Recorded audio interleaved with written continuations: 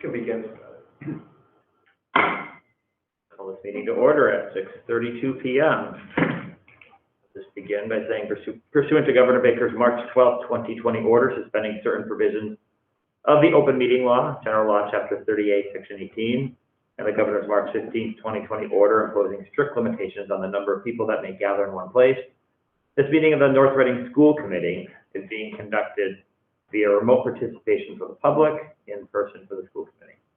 No in-person attendance of members of the public will be permitted, but every effort will be made to ensure that the public can adequately access the proceedings as provided for in the order. A reminder that persons who would like to listen to this meeting while in progress may do so by calling 1-574-218-0185 with PIN 242-878-190#. That is the opening. We're going to begin tonight with public input. Doesn't seem like there's too many people from the public here, but if there are any members of the public that would like to address the school committee on anything that is not on the agenda, this is the time to do so. Hearing none, we move on.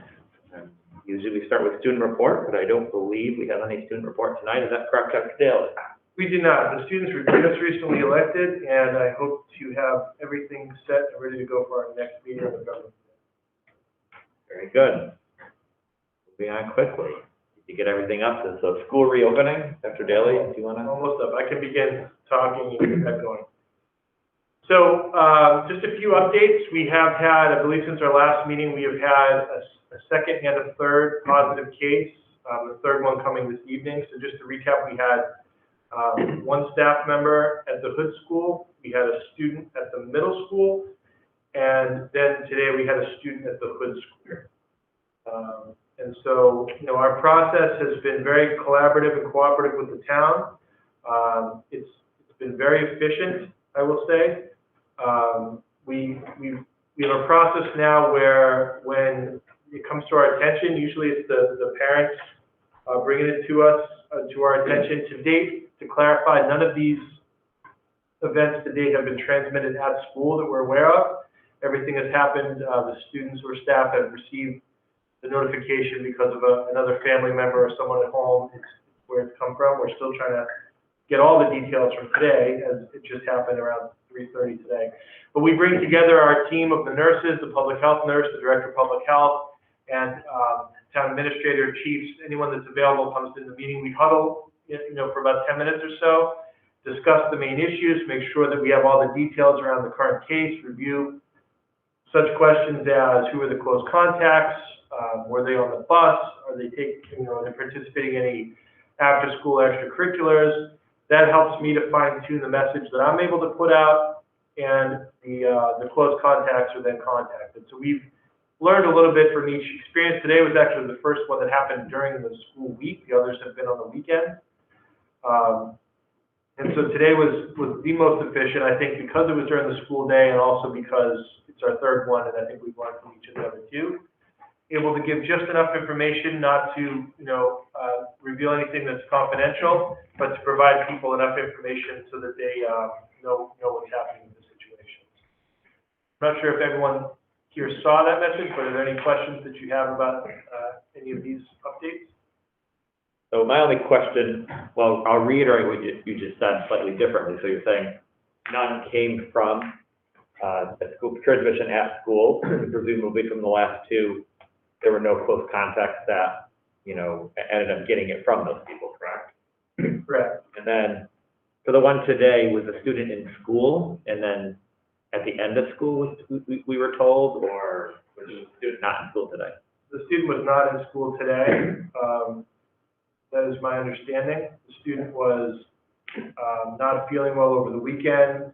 They were not in school today, and then once they were positive, that's when everything kicks in. So the things, we do not, you do not begin quarantining or close contact tracing until someone tests positive. So that's, So in terms of close contacts, then the last contact that student would have had in school was on Friday. correct. So you trace it back to a certain number of days from when that happened.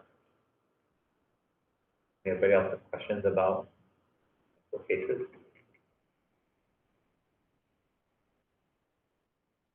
Any other updates on learning or anything else about? So yes, so thank you. So things are going well. I've had a great opportunity to observe several classes. I've seen many different things that have been going on. We had an opportunity at one of our parent advisory meetings that Ms. Embriano and Mr. Buckley attended to hear from the parents at the parent organizations and some of the other organizations about how it's going with school reopening from the parent point of view, which was very helpful. There's been a lot of positive feedback that I've received, a few questions, I'd say, as well, about some different scenarios that we're trying to address to continuously improve what we're doing. I still feel that overall, the community is very thankful that we're in school and that things are going well. As we're getting into, we've been in school for over a month now, just a little bit over a month. There's definitely questions that parents are asking as they're seeing the differences between classrooms. And so what I think is important to communicate to everyone, which is what Mr. Buckley said as well, is, it's very important that we keep in mind how far along our teachers are and what they've done for students. And I think it's important that we realize too that we've seen two things emerge in two different ways to look at it from an instructional point of view. And one is we've seen some teachers that have used a lot of their classroom time to teach both the students in front of them and the students at home.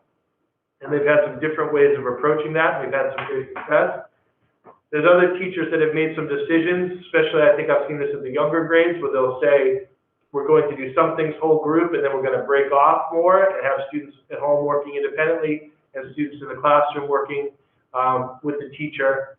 And what they're looking at there is that it's somewhat easier to really maximize what you're getting out of the students in front of you.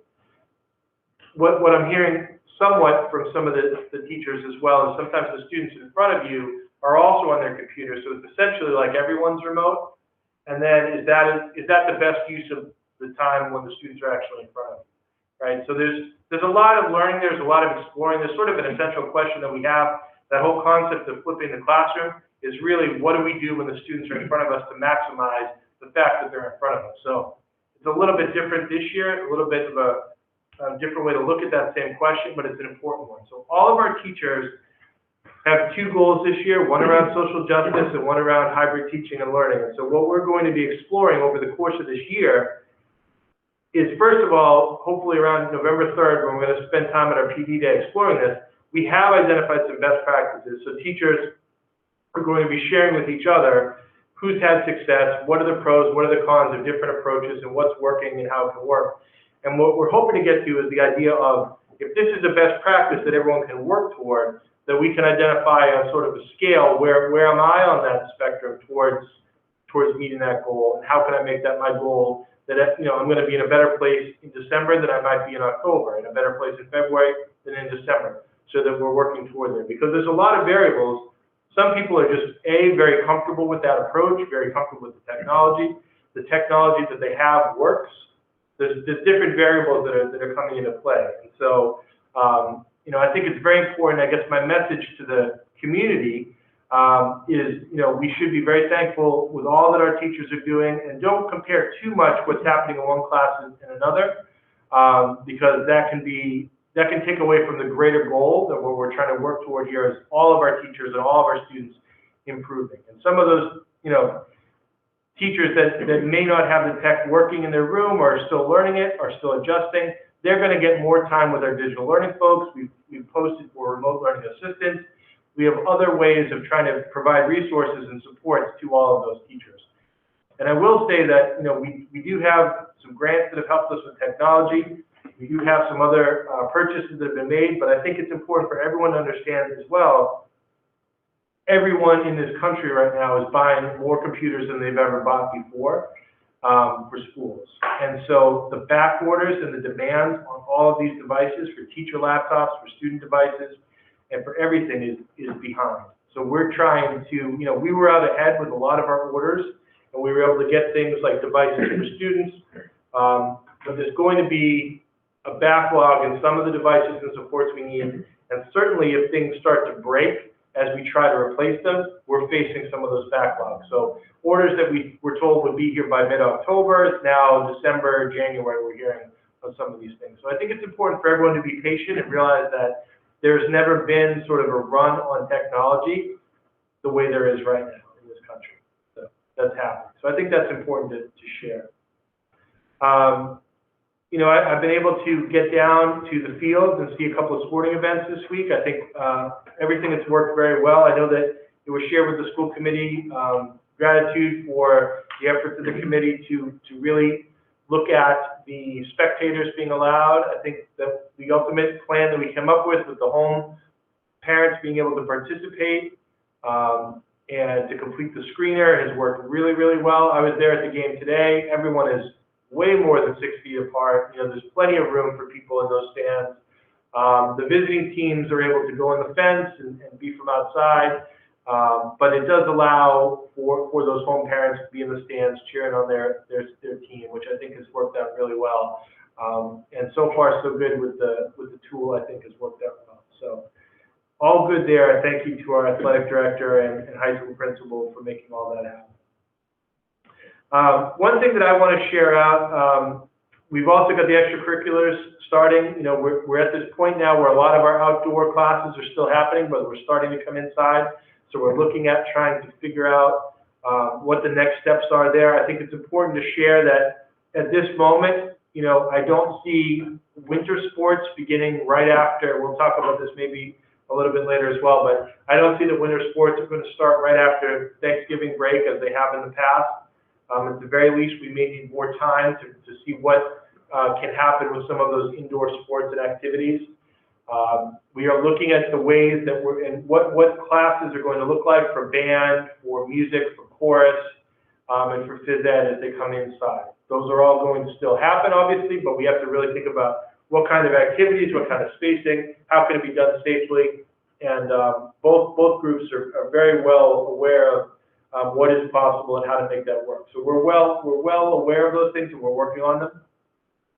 And at the high school, I think everyone is aware that we are putting on a show for the community that our high school master students are doing, and it's a sort of a stroll where folks buy tickets in advance and they're able to walk safely and socially distanced in small groups, basically all around our entire campus. So it's a small offshoot of part of a show that they had last year with the Haunted Playground.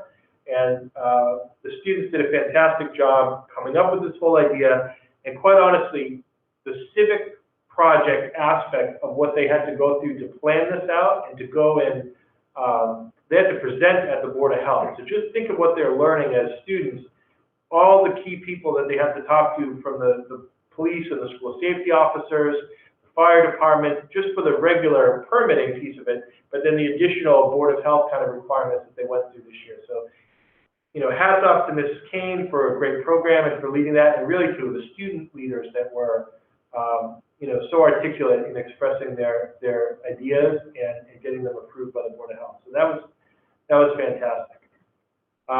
One thing I just want to share in closing here is, you know, I mentioned last time about the school calendar that we have is designed for a typical school year. None of that, and the breaks that are in there are not designed for maybe what we're facing this year. And I certainly, the teachers have done a fantastic job. They are really putting themselves out there, working very, very hard, and doing something, you know, for all of us that have sat through, you know, a day of online meetings, one after the other, it's exhausting in a way like we never felt before. And I think our teachers are getting to a point where the anxiety level is getting a little bit high.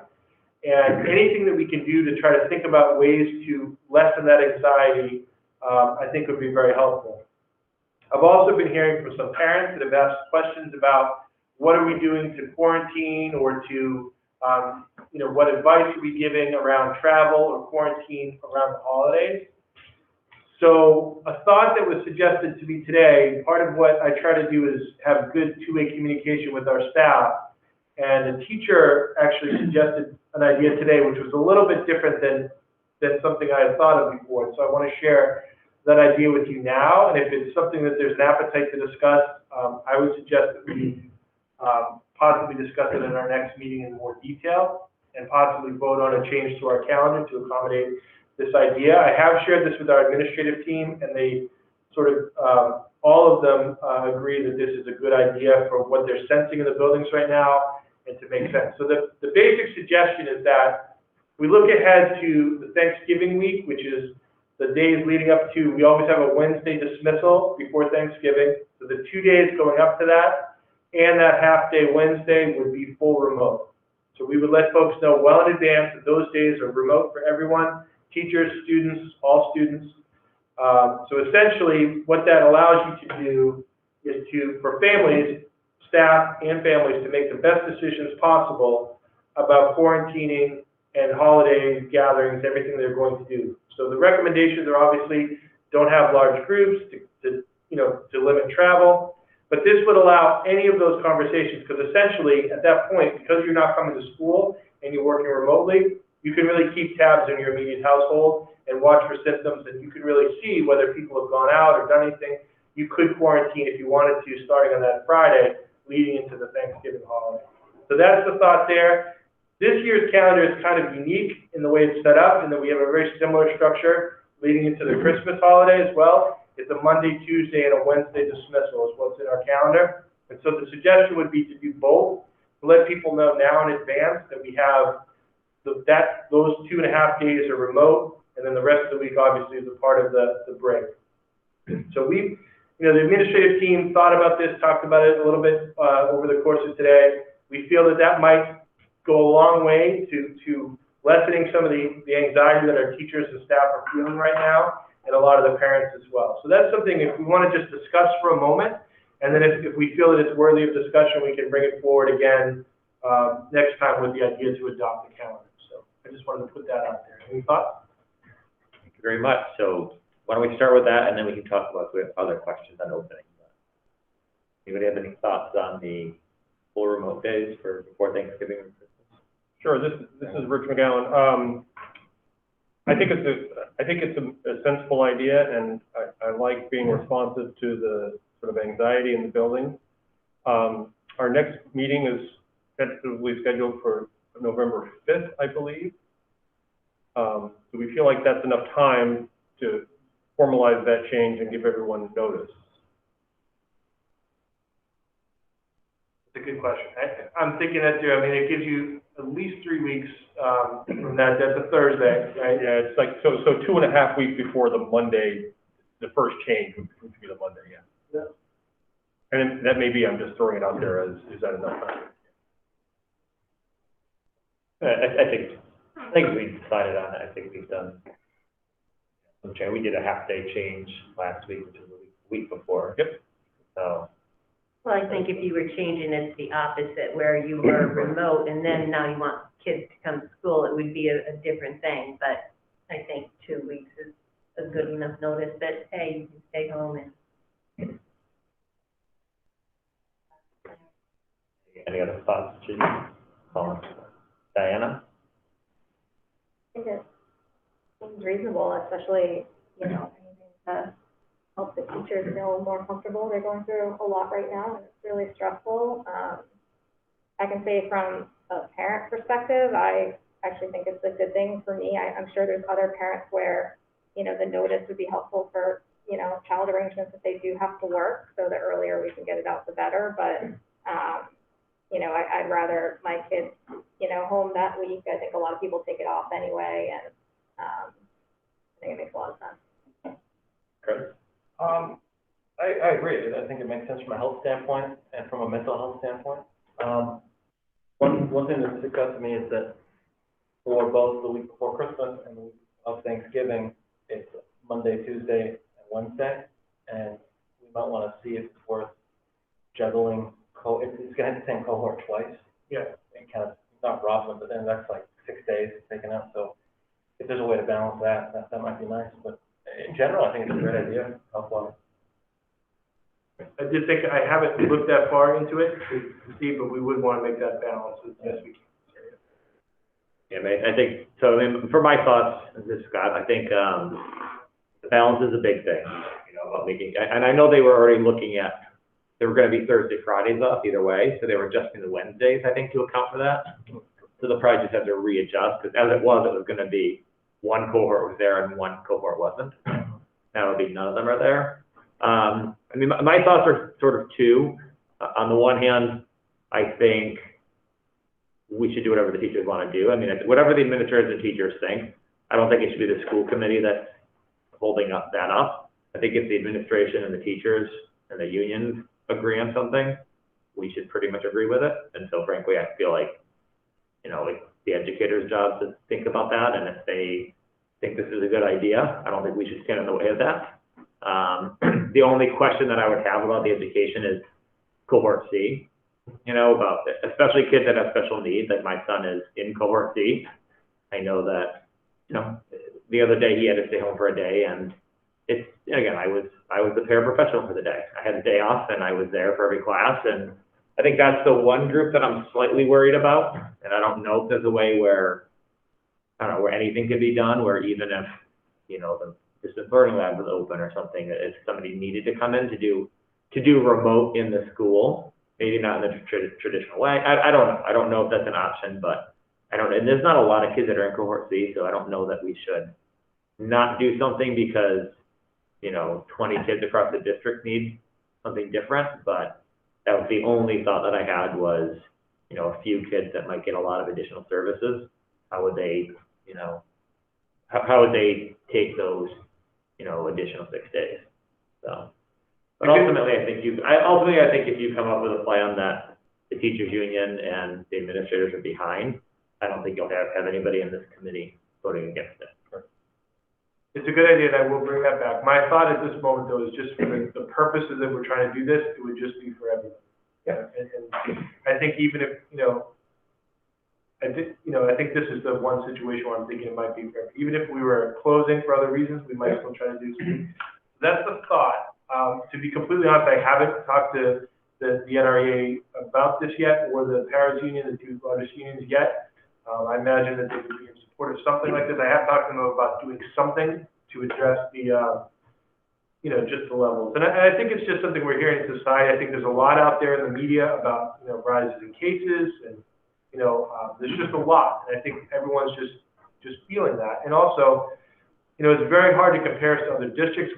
Like I said, we're over a month. There's a lot of districts that are just starting to go back now. So they're going through the same issues that we went through in August and September, but we're going through some different kind of issues that we're feeling. And I think to recognize that they've come quite so far, and I think having those little, those two pieces there might really provide some help. So, all right. So that's something that sounds like I could put on the agenda for next time for us to discuss further. Yeah, absolutely.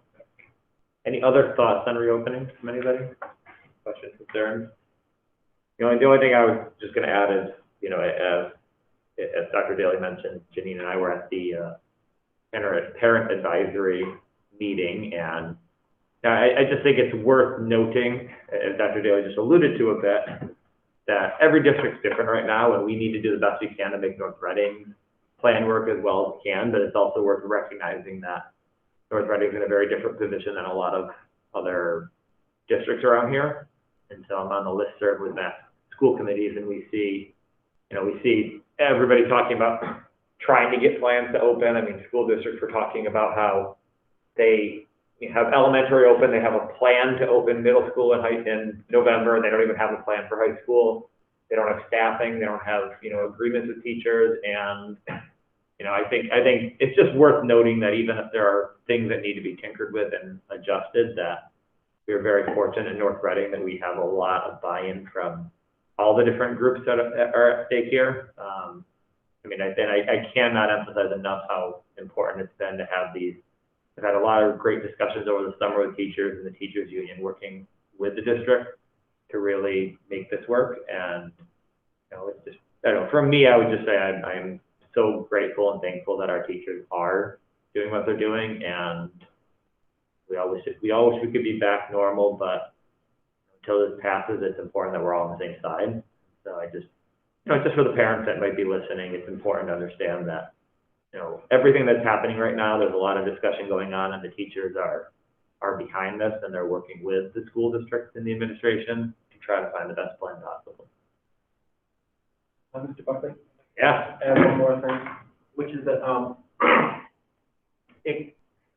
I was talking about, I was thinking about this earlier when we got the notice of the third case of a person in the community, in the school community having COVID, and it occurred to me that every time that happens and it doesn't spread, that's a very clear sign that we're doing an excellent job in terms of how we're executing our plan, that it makes sense, that it works, and people are taking it seriously. And, you can't stop a contagion from spreading to people, but containing it like we've been doing, I think we've done an excellent job so far. And just to hear that the student today had some symptoms and didn't come to school. Yeah, exactly. You know, and I know one of the issues that's coming up right now is maybe kids abusing and staying home when, there's not reasons. I've seen some emails from principals about, if you're feeling well, you can't just oversleep and just decide to take a remote day. But it is important to do it. I mean, I will say from my own personal experience last week, last weekend or Columbus Day weekend, one of my kids had a runny nose.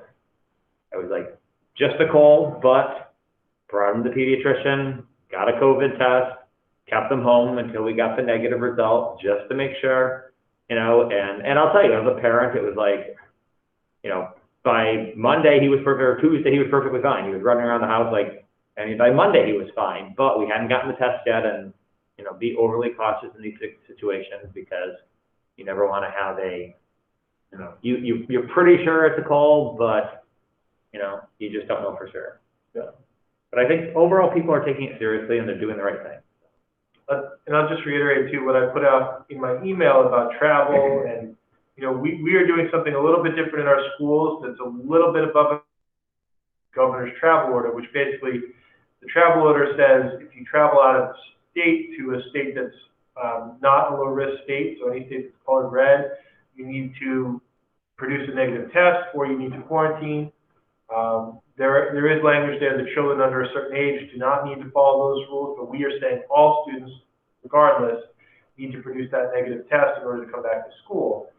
And I just want to reiterate here, as I did in my email, that it's not really about that student or your family. It's about what that means for the big picture, right? So it's about trust. We've built trust with all of our teachers and all the staff that are coming into school every day, and we have to trust that if people travel, they're going to do the right thing. If people are feeling sick, they're going to do the right thing. And that's why completing that daily health screener, having a conversation with the nurse or the principal, if there's any questions, is key. And 99% of the time this happens, but when it doesn't happen, it very quickly becomes a situation that the trust is broken, and all of a sudden the whole conversation is in question, right, about what we can do and whether we can continue to have school as we're having it. So it's very important that everyone continues to follow those rules, complete that screener before you come on campus, and have any questions that you want to discuss with the nurse. So please continue to do that. Okay. Thank you very much. Moving on.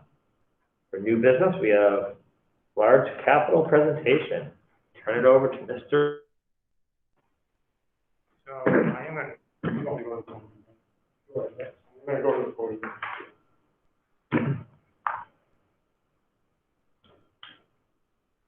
I'm going to advance the slides on the screen as well. So in your packet, you should have had a PowerPoint as well as the 5-year capital plan that we've updated to reflect projects that have been approved, and we've made some alterations to the plan from last year to reflect the most up-to-date information. So I'm going to try to move through the slides relatively quickly, and then leave time for discussion and questions at the end. There's a lot to kind of go through. I'm going to touch upon some of the capital projects that we've completed in fiscal 21 as a refresher and reminder of some of the items that we were able to get done and approved this year. I'm going to focus the conversation on next year's projects for fiscal year 22. I'll give you kind of an outlook about the next 3 years, fiscal 23 and 24, which is what the CIPC will focus on. At the end, I'll touch upon their timeline and their process this year, which has been pushed out a little bit. And then we'll certainly need time for discussions and questions. Tonight we're not looking for an endorsement or a vote of the plan. We're just opening it up, to give you the information, give you a chance to digest it, ask some questions, and then next time we're together, we'll be asking for an official vote, and we'll see if we have to make any changes as we go. So as a reminder, in fiscal 21, we were able to get the F-350 pickup truck, the 2009 vehicle, approved at the June 29th town meeting. So that was a positive thing. We have ordered that vehicle. We did that in July, soon after town meeting. They built this vehicle from scratch. We placed our order along with the Department of Public Works order, both ordering the exact same vehicle. We're told it's on pace to arrive in the beginning of December. So hopefully that happens before the snow winter season. Pleased to report that the fall town meeting, a couple weeks ago, we did receive 2 other facility-related projects approval. The little school HVAC upgrades that would focus on making improvements to the C wing of the school, as well as to the Hood School handicap accessible chairlift, which was 30 years old and needs to be certainly replaced. So we are in the process. We've actually already ordered the chairlift.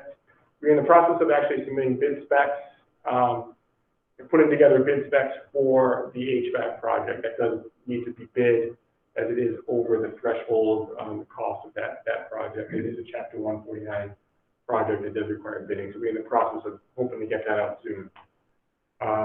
Question? Yeah, quick question on that. What's the timeline on that? Will that be for this year still, so that we can, because I know the funds have to be in the year, right? So that will be for this year. So we'll be able to hopefully move forward on these and get these completed as soon as possible, really. So the goal certainly for the HVAC project is to have that completed as much before the winter season as we can. But it does have to go through the bidding process, so that will take a little bit of time there. And then there's an update on the LED lighting project. So everyone knows that we do have the LED lighting project underway.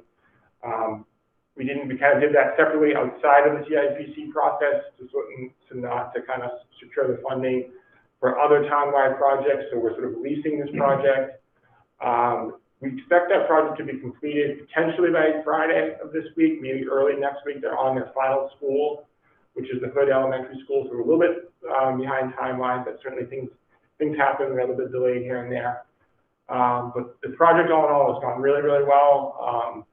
And I'm already seeing, and I look at the October electricity bills, that there's savings there. The usage is down 25–30% in some areas, and it's definitely, you can tell right away that the savings is going to be real, and it's definitely there.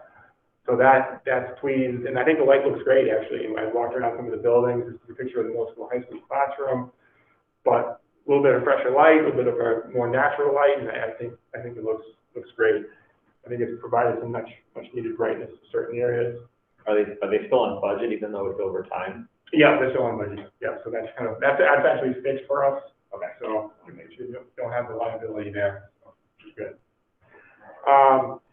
Some other projects just that we did during the summer, part of it was COVID-19 related, but some other kind of capital items. We obviously did some upgrades and repairs to a lot of exterior windows at the Bachelor School and the Hood Schools. Those projects are completed.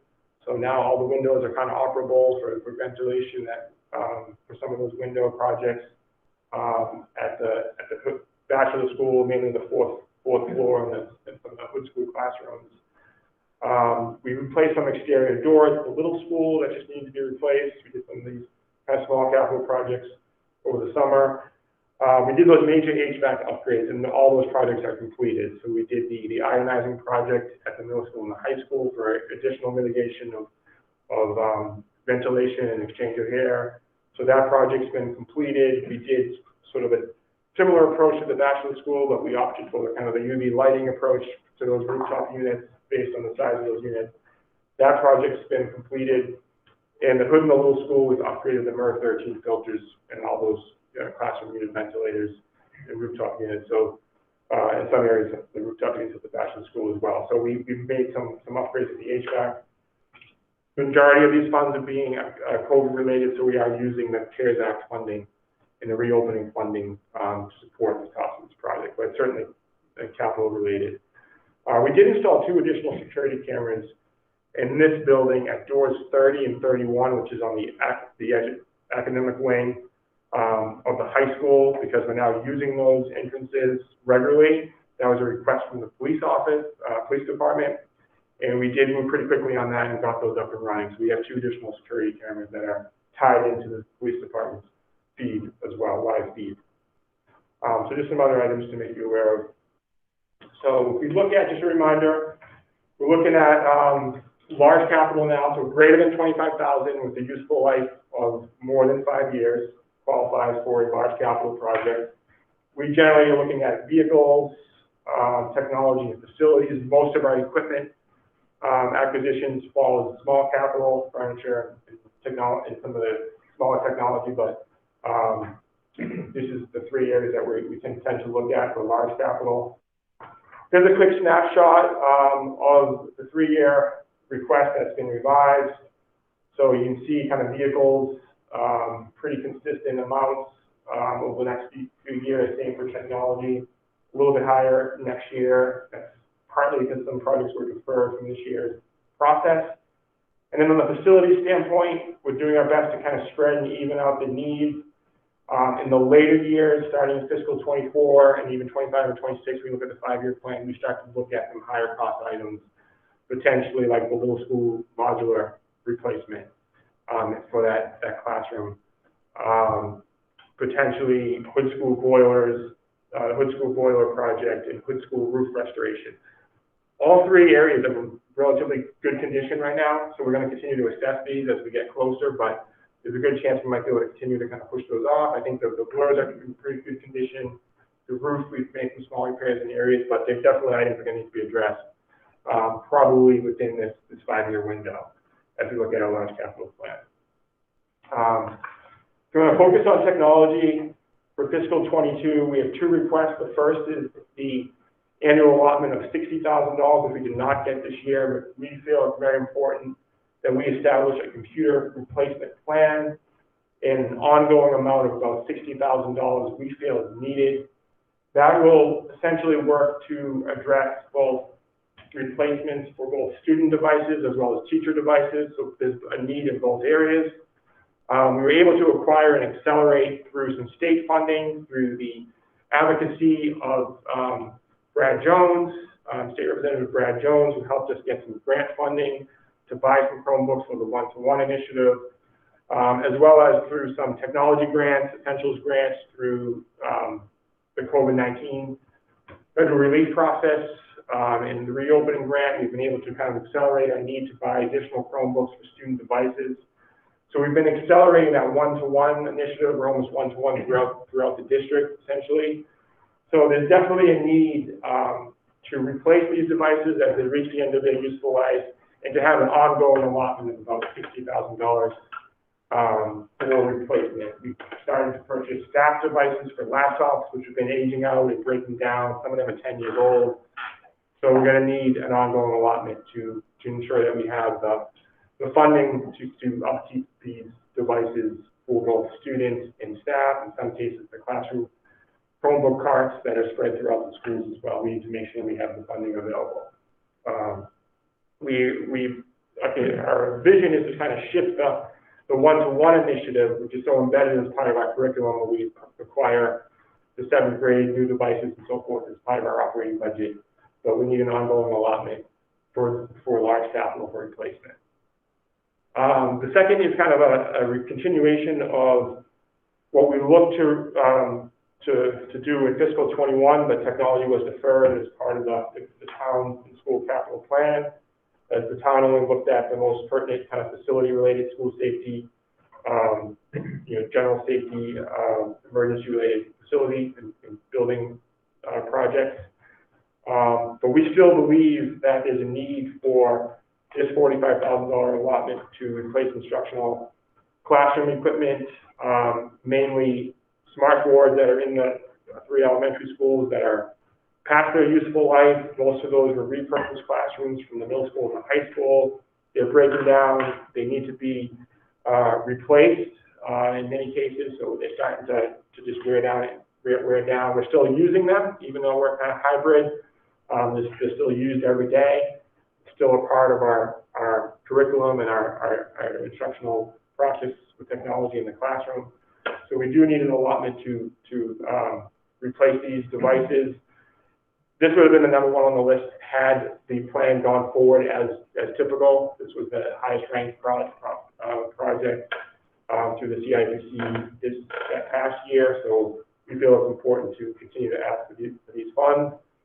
I think the ultimate vision is that we're going to pursue moving to like a one-fit-all interactive board that kind of replaces the overhead projector, the smart board, and the teacher kind of press on the desktop. We think we can go to an interactive board through an HDMI connection or even a Chromebook casting or mirroring with the teacher's laptop to meet this need. And then you're only maintaining one piece of equipment, as opposed to maintaining and replacing the projector bulbs and the desktop, pressed on in the classrooms, as well as the smart board. So that's the vision that we would be exploring with some of this, certainly with some of the funding if approved.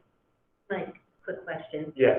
Is that because the technology has increased since we, got with the smart board? Yes, I think the technology has advanced, certainly in the last few years, that the interactive board, I think, is it's more affordable now than maybe it was a few years ago. And I really think it just makes sense with the technology and your ability to kind of cast to that board and so forth has come to a point where we think that's kind of the next, where we want to be in the future. Some of it might not be able to be done because this technology is just bleeding edge, just coming out right now, right? So some of it is still, smart is still a big player, so we might be able to do some smart board replacement early on, but then as it goes on, we are starting to look at these other systems that are kind of combining it into one. Right. It does look a little different at the different ages as well, for what the needs are, but. So thinking of maybe having some piloting, some classrooms with the newest technology in some areas.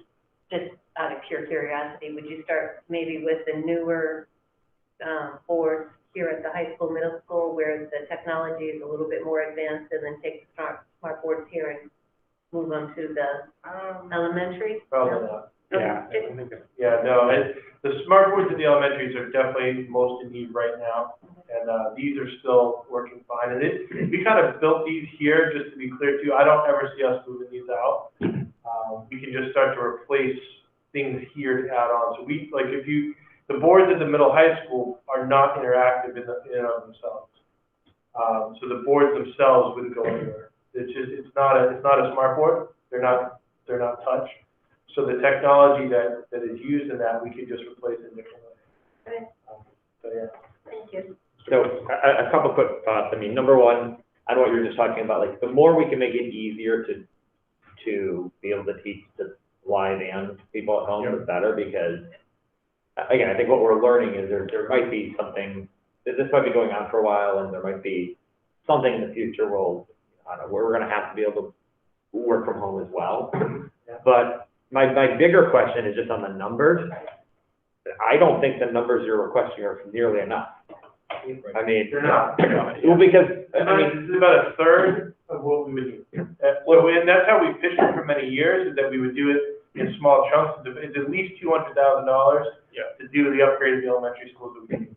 But this is even the device replacements though, like before, the whole idea was to have 7th through 12th with devices. Yeah. I don't see us going away from K through 12 having devices. You can't expect that when a kindergartner gets a device that they can use it from K through 12. Yeah. So there's going to have to be 2 sets of devices. So as I see it, you're going to have to be buying devices for kindergartners or first graders, and then you're going to have to be buying again for 7th graders. So every year you're going to have 2 sets of Chromebooks that are going to have to be purchased for 2 grade levels, and then the replacements of the ones that happen along the way. And I just think it's not nearly enough. For the devices. And this doesn't cover that. Yeah, This is only covering the classroom tech. There's another item that I think might be coming up that talks more to the student device, but you're absolutely right.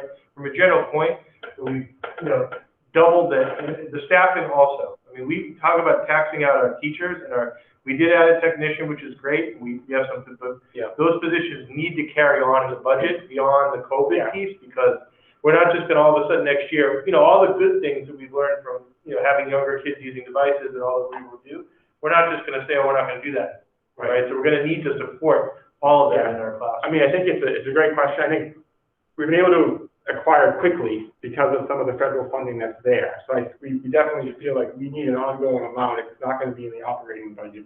It's been in the capital, through the large capital projects generally.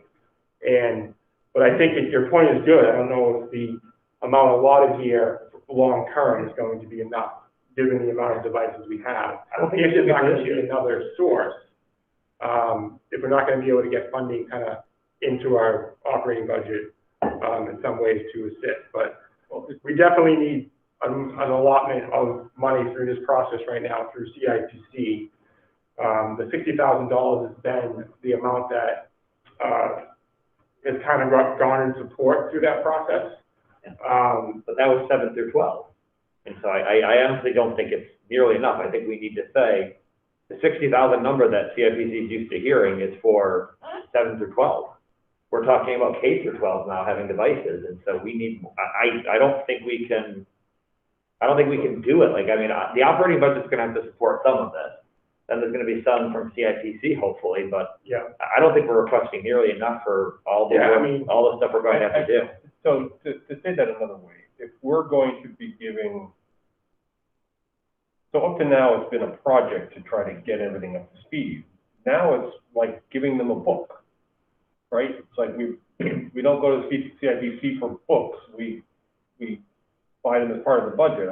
So we got to figure out how to get that into the. Yeah, I mean, I think we've always tried to find that balance. Yeah. I think certainly next year, because then most of the devices that we've acquired are going to be new, and but I think in the future, as we revisit this in a year. Right. So your fifth and sixth graders that, or I guess, so we bought them for fifth and sixth grade this year, right? As well as everybody else, but they won't need to be given new ones for seventh grade. No. So there is some time to ramp this up, but the long-term plan clearly has to be. This 60,000 supported about one new grade per year. Yeah. What Scott's saying is correct, that if we were to say, it's a huge stretch to say that we're gonna get 5 to 6 years out of a Chromebook, the life is around 4. Yeah. We've definitely had more success than that, and I'm hoping with new generations. But even if you said 6, you're at least doubling that now. So it's at least 120 to replenish the kindergartners when they get to 6th grade, and the 6th graders, the 7th graders to get. We plan on having 60 in the operating budget. And by the way, you need to place the order now. Right. So some of these are still waiting to come in. Quite honestly. We're gonna place it now for 6 years from now. Exactly. But in the fall. But the point's well taken. I think there's, I think we do need to be one-to-one, K through 12, and we need to make sure that the devices are working and that we have this plan. We can't do it all in the operating budget. That's something we need to start communicating down the line. But the one thing I would push back on though is I don't see this quite as like textbooks, because the CIPC is there to look at infrastructure and building stuff, and technology is a big one. All the other departments in North Reading do the same thing. Their technology, like, again, it's not built in to replace the computers every 5 or 6 years to their annual budgets. It's built into the CIPC budget that when their computers get old, they get replaced. So every computer in this district gets replaced, usually through CIPC, because it's a long-term thing that the annual budgets do not support.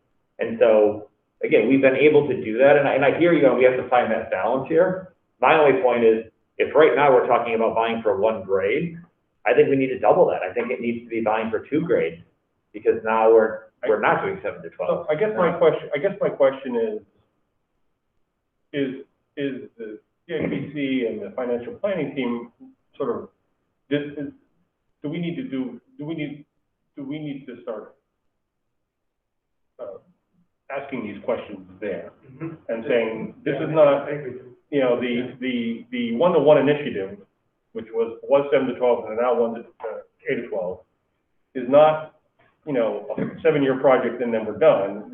We're gonna be here every year for this. Yep. and that's not typical of CIPC requests, as I understand it, so, and that's fine, if that's the best way to keep doing it, but we don't want all of a sudden them saying, well, we gave you 60,000 last year, we don't want to do it this year. We certainly need an amount, it's not too different than the town has received 35,000 in computer device replacement on an ongoing basis. That's been supported by the CIPC. So we're at least kind of double that, and I think because of what's gone on, and we have so many more devices, I think once the dust clears, we'll see what happens to the operating budget. I think we may need more, and I think it's true. I think this might have to be adjusted, if not this year, down the road. It is one thing to replace staff devices and to look at, it's double the amount, but we have more than double the staff. But now, just forget about the staff number, now you're adding 2,500 students on top of that. So it's just, there's just a lot more to maintain. I think it is a balance, trying to, I think we have to support it, and the question becomes, at the financial planning level, like, moving forward, are these things, where do they fall and who do they fall into? And it's not something that we can just cut something else from our budget to support it. I think that's the most. Yeah, that's for sure, and that's probably one of the reasons why you react so strongly. I'm not suggesting that we all of a sudden move it into the budget and then we have to find room for it, but we just have to make it as a town, as a planning process. Well, it's a good point. I mean, the other part of that is that, like, as a town, I mean, I don't know that every town, I've only been in North Reading. I don't know if every town does it like this. Some towns might allocate more to the schools, and then the schools can build in capital projects. But these are the questions you're gonna have to. Yeah, whereas what we have done in North Reading a lot of times is we try to take some of the capital projects separate and have a group throughout the town have a certain amount of money, a certain amount of funding to allocate towards that. And all I'm saying right now is for, device replacements, things like that, the last few years we've talked about things, the assumption has been on 7 through 12. I think the assumption going forward is K through 12. Even if everybody's back in school full-time next year, the learning is going to be different. We're going to develop different models. Like, I see my second grader at home using her Chromebook, and, in a way, it's sad that she's not at school, but it's also pretty amazing that she is becoming pretty good with a Chromebook, and you don't want to, and not going to go back to third grade and stop using it. So. And those devices are also getting used more than they've ever been used before, right? They would have been brought out for a half-hour lesson for typing or something. Now they're being used all day, every day, cameras, microphones, so many more things that can go wrong when they're getting used that much. So it's really that replacement cost that we think about a lot as well. And just to be clear, and I know this has been established, but it was said a few meetings ago that you don't need the smart boards as much, it's all about the Chromebooks, but it's absolutely in hybrid, and I've seen it every day that I've gone in. It's essential that you have both, because if you're fully remote, the smart board is not as important, but when you're in the class every day, the kids are watching that smart board in class and at home, and it's really an incredible tool. It's in some ways being used more now than even when we're fully in person. And so let's go back to that, because that's where we started, right, was with the smart board allocation, and it certainly is critical, and you guys talked about this already, but that, what the future of the technology is, that we get a handle on that as soon as possible, so that we're not spending more time buying smart technology, which may or may not be the future in every school. Yep. At every level. And I withdraw my comment from 2 weeks ago, Patrick, okay? No, I just want to make Oh, what? Not fiery. I think the advocacy, but I think the awareness of the folks on CIPC and finance team need to understand that we're in a different situation. Happy to come take a visit. Yeah. Well, somehow, for a video visit. I know. virtually. Okay, so that's kind of technology, Really, so some more to kind of think about there. Appreciate certainly the great feedback. I do think for this year we should think about that, honestly, when we're putting our initial request in. I think we should think about the K through 12, and maybe when we come back have a higher amount for that one, personally. Okay, well, definitely. Okay. So next is going to talk about vehicle requests. We have 2 vehicles requests for the focus on fiscal 22. So this was kind of in the plan as that was put together and to consider a second multifunction vehicle acquisition. As you may recall, we did purchase one a couple years ago. We kind of had the ability to utilize that for about a little over a year and a half. We have seen us certainly save significantly in our transportation costs for athletics, certainly use elsewhere, extracurricular. I know performing arts programs have used it numerous times. We definitely have a need for a second vehicle. I think that's certainly clear. I think if we had a second vehicle, we're now going to be able to put more teams, more runs that are just a little bit larger, larger teams. Basketball and a variety of more teams allows us to have that much more ability to take more transportation runs, more in-house, and really even experience a greater level of savings. So we've kind of found that there's a sweet spot for every vehicle that could be between 40 and 50 runs would get transferred from outside contractors to in-house, which we're on average paying about $300, in some cases a little bit more. Again, this is a bid year. Those costs could go up next year with the athletic and extracurricular transportation. We think that ranges between 12 and 14, maybe on the high end, $15,000 a year with each vehicle that's purchased. So the payback is very small. We're looking at a less than 4-year payback. We'd be willing to take the approach with CIPC, which I think they liked the second time we went for this vehicle, is that we would take that year one savings and offset it. And then from there on, we experience the full savings, which would mean the cost of this vehicle has really gone up to about $55,000. 4 or 5 years ago, I think we were hoping it might be $45,000, but it really is. It's really about $55,000 right now. So we could take that amount and only request $40,000 as one approach, which they sort of liked. It did help us get the support and I think get this project over the hump a couple of years ago. But I've talked to Athletic Director Dave Johnson, and we definitely feel like a second vehicle would be certainly helpful. I've talked to Alex and Kane about it. I've talked to the folks on North Reading Hornets Productions, and I think they feel 2 vehicles are needed. So this request is kind of on the table for fiscal 22. Chris? Michael? Yeah. How has COVID kind of affected the usage of Right, so it has impacted it on the number of ridership. Yeah. So right now, we're still following the 1 student per seat. Right. So there's only about 7 students riding on this vehicle. So the golf team has used this vehicle this fall. They normally would use this, and that would be all they're using. They're actually using this vehicle now in the backup spare special education van, because they generally want to transport about 10 athletes to a competition.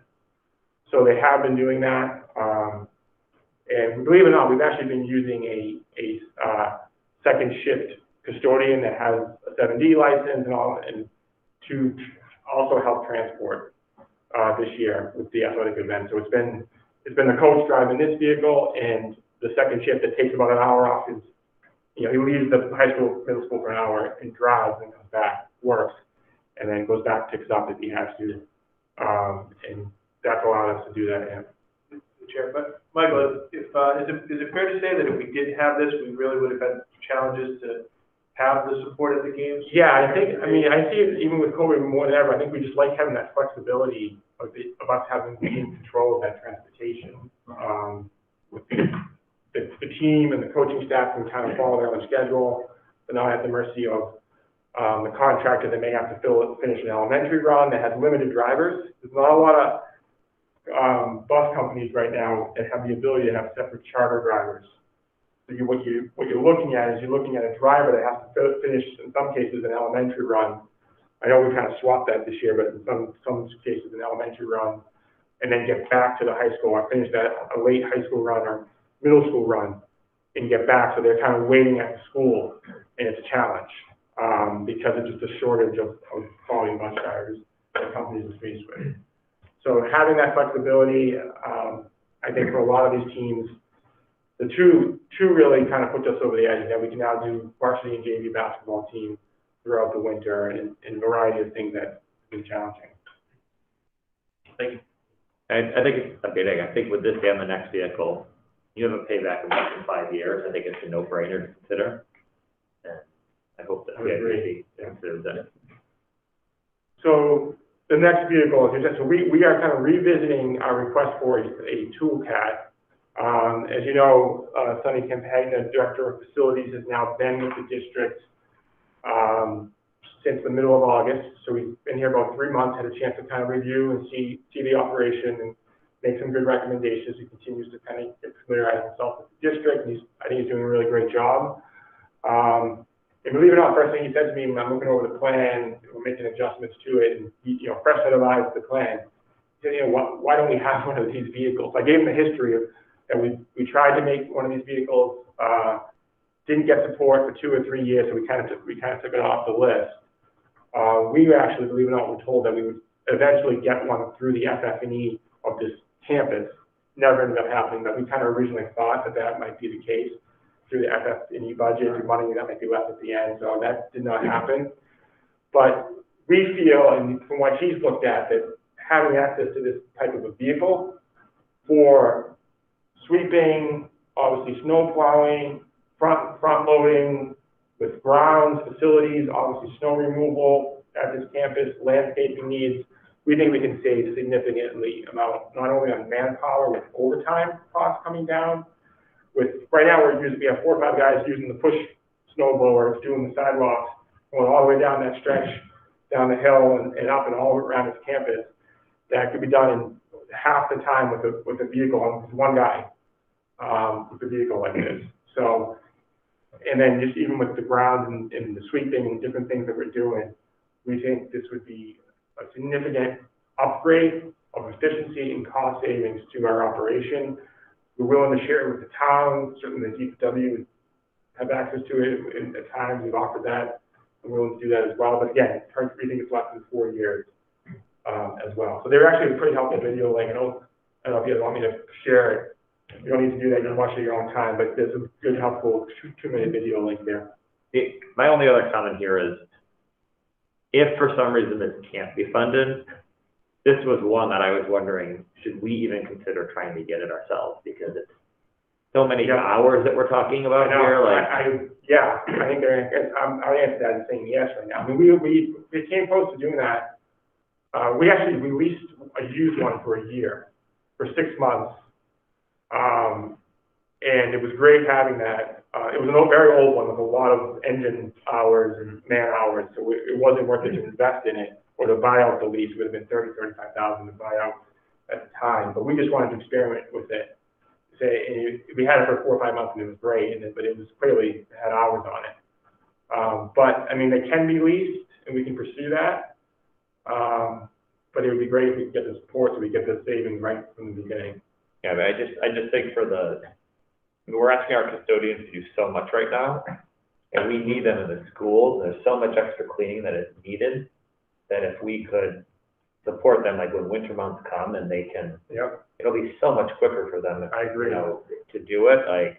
So we've gotten some additional grounds assistance, and we actually feel like if we had this vehicle, we could now have the manpower to put to devote one individual that could be in this vehicle doing the sidewalks, doing all those areas, and then we could have the access to now two or three plowers. We could eliminate all of our outside contractors for plowing, which we do contract out with some of the towns bidding through the bidding process, some of the towns plowers, Warren Pierce and Smith and Sons that do some of our other schools. We feel like we could phase almost all of that out, which would be a significant savings. I mean, we think this is actually conservative savings, quite honestly. For this game. Yes, correct, yeah.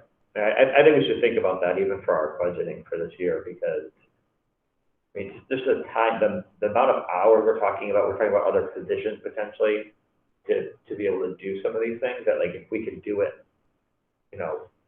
5 times quicker by having the proper equipment, it's, I don't know the timeline of CIPC versus when we're doing our budget, but this is the one vehicle that when I was looking through the presentation, I was thinking we probably need this as opposed to want it. Yeah, I think, and as Michael said, having Mr. Campagna come in, it's almost like we did an audit, right? You have somebody new come in, fresh set of eyes, we didn't lead them in any way, and this is one of the conclusions he jumped right to himself. Right. Michael, what's the estimate for lifespan? So yeah, this should last at least 12 years. I think with good maintenance, if you generally get in service, you can get 15 years potentially. So, I mean, effectively, if we got this 15 years ago, we'd have saved like $200,000 then. Potentially. Awesome. Yeah. Absolutely. Okay, great, thank you. So to keep derailing you. So just some future items in mind, we're actually, our special education fleet, we have 4 vehicles, 3 are in operation daily, one's a backup, one's or spare. We're actually in pretty good shape here. We do have our spare, which is a 2011, has about 103,000 miles on it. So something that we'll monitor, but it could be something we want to consider replacing in the next year or two. We've been able to kind of extend the life of some of our spares a little bit longer than 12 or 13 years. But something to kind of consider, keep in our minds that we put in the plan. We're going to touch last category, facilities. So we're looking at really quick kind of a 3-year outlook snapshot. The Little School has a couple projects that is the focus for fiscal 22. Middle school parking lot has been deferred a couple years. We really feel like that now needs to get done. You know, it's going to go through another winter, and we really want to push for that one hard for fiscal 22. The Little School fascia and soffits are certainly deteriorating and decaying. It needs to. We're actually waiting for the final proposal for that. That's one thing. We've got a couple companies that have come out. So that's our budget figure in there is an estimate. So hopefully by the time we're next together, I might have an actual figure. But I'll get to that in a moment. And then there's some other items you can see in the 3-year outlook. But certainly the paving projects kind of revisited from prior years. You can kind of look at some of the data here, but it's certainly, we feel like that needs to be the priority for next year. $100,000 would get the job done, also expand some parking spaces at the school for that gravel area where the old playground used to be. We had talked about this project also including kind of a study to see if we can improve that front loop and the drop-off area. So that, if approved, we can try to certainly revisit that conversation and that project as well. This is something that's new. Again, this is a recommendation by Mr. Campagna, who came and looked at things. We've had this on our small capital request for the last couple of years, and it hadn't gotten funded, but we thought we knew we had to make some needed repairs, small, that we think it's small, $4,000 or $5,000, but we think there's a lot of areas that need to be addressed to certainly address some of the decay, and see in some of these photos throughout the fascia and the soffits of the school. So we're waiting on a final proposal. We think it might be less than $50,000, but certainly right now, a quick estimate somewhere between $35,000 and $50,000 that we would be needed to address all the areas. And certainly the solution would be a solution designed to increase the life expectancy, something that might be kind of a wood alternative, still protect the aesthetics of the building, but certainly provide extra kind of covering and durability to extend that life. Yeah, I was kind of confused by the description of a wood product wrapped in vinyl. I mean, it would make sense to do a vinyl product. Right. Replicated wood. Right, yeah. Makes sense. So I think that might be more what we might be looking at. I don't know word of that right, but I think we're looking at sort of a wood alternative kind of vinyl product for enhanced durability. I think in some areas, the couple of companies that came out, you certainly said they would, look to certainly. I think you referenced, putting kind of a metal kind of interior barrier there for weathering and so forth. Yeah. But we would make sure we certainly selected the right solution. Michael, just 2 quick comments on the Little School paving project. Yeah. I also think that this year's I think it changes a little bit where every door is being used now. You have, first and second graders walking across the parking lot that people are driving in to try to get to their classroom door because it's not all the central, the front door anymore. So you literally have tons of kids just walking across the parking lot while people are trying to come in and park in it right now. It's a mess. And there's like areas that are torn up from where the playground was before. And I just think that even more so this year, because every door is in use, You're right, it's, good point. it's concerning. And then the second question is, do we need anything more? Like you mentioned the security at this building, because a couple of doors are being used.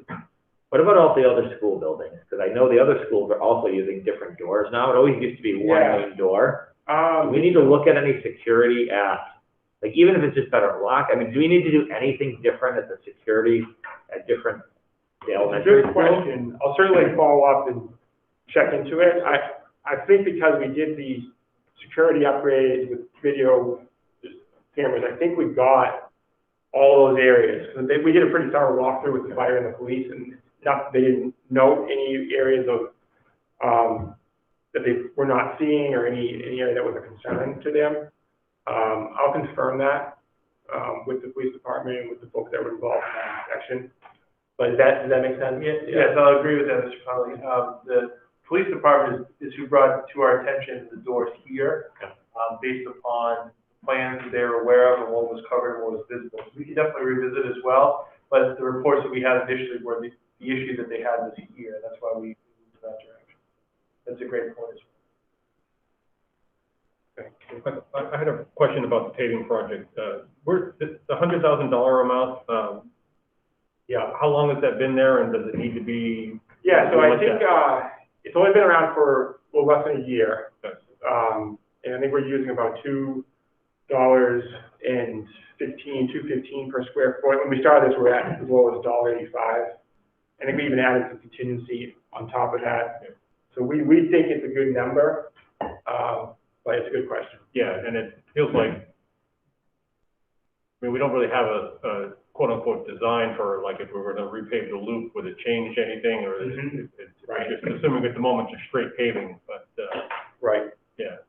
Yeah. And that may be fine, I don't know, I'm not there enough, but, sometimes when you start these things, it's like, oh, yeah, you need to do curbs or. Yeah, so this has been looked at quite a bit. I think we started it with about 7,000, and it's gradually. Yep. Yeah. Okay. I value might have cost has gone up, and it's gotten expanded a little bit because of some of the good curbing and so forth. Mr. Bernard had mentioned that, like, there was gonna be a change to the design. Yeah. They were gonna be going in more, because there was gonna be drop off in the back of the building where the preschool is being dropped off. Right. Because I think that was one of the concerns. And that was. Was that, baked you into can that. only fit like 6 cars in the actual, where they do the drop off here. Yeah. It's a very tight little area there. I think they were gonna have it go through and then have a separate That was drop off. one idea, yeah. Yeah, That I remember reading. on the back for one level and then go At around the the other one. time, it's actually the town engineer and the DPW director at the time had kind of involved, just kind of told us they would do part of that design work, Right. which was saving and hiring sort of a third party. Right. But we can certainly look into that as well. Okay. Okay, so moving on to some of the future projects. Certainly the Hood School modular demo removal that's been in there a couple of years, we've been able to keep those units in good shape to kind of continue to kind of defer this project, but at some point, it's gonna have to be revisited. The Bachelor School rooftop units, some of those are starting to have some costly repairs. So we think we need a plan to start addressing some of these 6 rooftop units. Right now, we've gotten them in good working order, but I think just to continue to kind of assess and revisit as we look at the plan. I talked about some of the middle school mods and the roof restoration and the borders of the hood. Energy management system, we'd love to be able to fully upgrade that system at the hood and the little to include the entire building. Right now, it's boiler room only. It is costly, but it's something we would really allow us to really fine tune and regulate those buildings even be greater than what we've been able to do. Similar to how we've been able to work this building and batch. So just another outlook of some of the facility-related projects that are included in the plan. Again, it's certainly heavily focused on the elementary schools, with this school certainly being the newest building. We're going to continue to explore energy efficiency measures, certainly so solar. It's continuing to work with RMLD on what solar could look like, and waiting for information from them on their RFI that they submitted. Supposed to get information about a week ago. I have not gotten that yet. I reached out to them this week about it. So all things as part of the plan. In terms of the process, so we're looking for school committee feedback and approval this month and next in November. Requests are being told are going to be due at the end of November to the CIPC this year, which is a little bit delayed by about 6-7 weeks. CIPC would then restart meeting in November and December. They would look to, I believe, finalize their rankings sometime at the end of March, beginning of April, and then I think that presentation goes in front of the select board towards the middle of April, and then obviously town meeting in June. So, any other questions? My only other thought was, I say this every year, but the demolition of space, we need all the space we can get right now. Right. I'd be a little bit concerned with removing any units, even if they're not Yeah. there right now. So you would have, we would actually take over the SEAM classrooms. Yeah. So we would actually lose some rental revenue. Yeah. But it's a very good point. There would be one classroom that we would lose. Because it would be a swap. It's 4 modular classrooms, and there's 3 SEAM.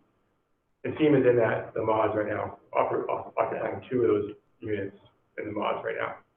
And so why is it that we're going to replace the little school modular, but not the study that we've always been a part of, now again, we can revisit it, but the little school with that being predominantly where the early childhood and the pre-K program is housed, and looking at what their needs are, and there's no rental in any of those rooms. We didn't think it was at all possible for us to lose that space and not be able to replace it.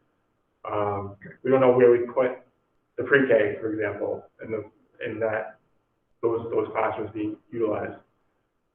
Because we thought it was more possible, we always thought it was more possible with Hood, because we did have some swing space with use of the makerspace room and the library and a variety of different things they could do.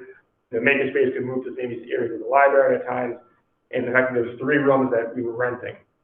We felt we potentially could save a huge amount of money with 4 modular units.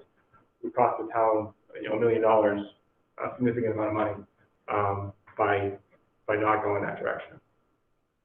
I know that one of the thoughts was and Dr. Daly had mentioned before about, like, we're going to address the full-day kindergarten cost and early child care development. Some of the ideas involve having space to do things with. And I just wonder if with the plan that you're going to talk about with 2025 plan, if, that's going to be part of it, and talking about space would be part of it, that would lead into this discussion in any way. It definitely is something that we've talked about. I just don't know that the mods or that space, just based on their useful life. Yeah. Well, or a replacement being something where it could be. I think what you're asking is, should we be demolishing and replacing, not demolishing the Hood? Yeah, I mean, we can revisit that. I mean, we've gotten those mods in a good, a couple of years ago, we were thinking, the time might be coming, but we've been able to do some repairs and address some of the issues, to expand the life of those units. So, fortunately, we've been able to kind of keep moving it out a year or 2 years as we reassess each summer, and we've been able to salvage. But they're certainly not going to last forever. Yeah. We've gotten to that point. We can revisit that conversation. Or even an addition as opposed to not. Again, I don't know. Maybe the addition is a lot more expensive, but. Yeah. I think this town needs. There's a lot of things that people are discussing that are needed, that go even beyond just the schools. And so maybe there's a way to combine some of those things to do a project that adds onto a school or uses another piece of land, or certainly could see expanding that program, combining early childhood would save, it's a long-term investment that would centralize some of that. I think some of the things we've done this year because of COVID with allowing, access for employees to have children with childcare, it's just these are positive things that we can continue to build on. And there's ways to combine, you know, I've seen a lot of towns successfully combine early childhood and senior support, you know, so those are two needs for this town, and maybe there's a way to continue to think about that. And I think those are conversations for this committee and for others with the town. I know there's a lot of projects out there that we need to see what we can do. So. It's a good thought, though. Yeah, good. Thank you, Mr. Donnelly. Thank you, appreciate it. Okay. Oh, wait, you're all looking at me, aren't you? Next, superintendent's goals, Dr. Daly. Thank you. I'm going to share my screen again in a moment, but what I'm sharing tonight are my goals for the 2020-21 school year. As you know, I completed my first year last year through January through July with my first set of goals. It was a little bit different over the summer than we had planned, and then we were able to come back together here in the fall with a new set of goals for this year. So I was able to meet with the evaluation subcommittee, and I proposed those goals. And then tonight, I'm hoping to share my final goals for approval. The plan, I don't have in the packet the overall schedule, but I can summarize that as being that the goals would go from this fall and they would be done by this June. So it would be this school year's plan. And my reason really for doing this tonight was to get out ahead. I want to model my goals ahead of what everyone else is doing in the district. So I'm very happy that we have the process for educator evaluation for our administrators and for our teachers this year. And I think it's also very good that we have our, you know, template that I'm using is the same model. So it's going to look a little different to you possibly than what you've seen in the past. I'm trying to use the updated Department of Ed templates. I'm trying to model with my goals what you're seeing with the administrator goals, what you're seeing with the teacher goals, trying to have some alignment between the school committee goals, the district improvement plan that, you know, we're still operating under NRPS 2021, but there's certainly some changes with the addition of equity and other pieces we talked about within our PS 2025. I'm trying to get these out tonight so that our administrators will have their goals ready to go, so that on November 3rd, when we meet with all the teachers who are setting up their goals, they can model theirs after what we've set up. So I share them with you in the packet. I'm attempting to put this on the screen. There's so many pieces here to pull up. But are there any questions about the goals that I have? Do you want me to go through them, or what would you like me to do? You can clarify the date again that this evaluation is for, September 20 to June 2021. Yep, so it'd be, this is year 2 of a one-year plan, and then there'd be a third one-year plan. That would be the goal. I mean, I would ask the subcommittee first, I mean, if they have any specific thoughts on this compared to last year, how it looks. We shared some feedback from Dr. Daly at the time, but really it was overwhelmingly that these are great goals, that the concept of trying to align vertically from the top all the way down to the teachers, I think is a very smart move for cohesion. And yeah, I mean, I kind of thought this would be a time for you guys to share any extra feedback that you might have. One thing I'll ask Dr. Daly, pretty inconsequential, but this document you've put into this, it's not an official document at all, or there's a couple of little errors in it that you might want to. Absolutely. You have the end date listed as June 2020, not 21. That was why I asked the clarification. And then I think out of habit at the end when you signed it, you signed the evaluator line instead of the. Oh yeah, that's right. I'm the educator. The one time I get to be the educator. Right.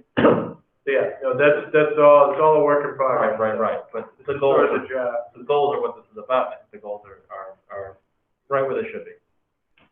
I'll call one thing out that came up during the subcommittee meeting that I think you guys should have your attention drawn to, which is that Dr. Daly, he does it in the first goal here, is he's listed the the criteria for excellent, exemplary, excuse me, for exemplary.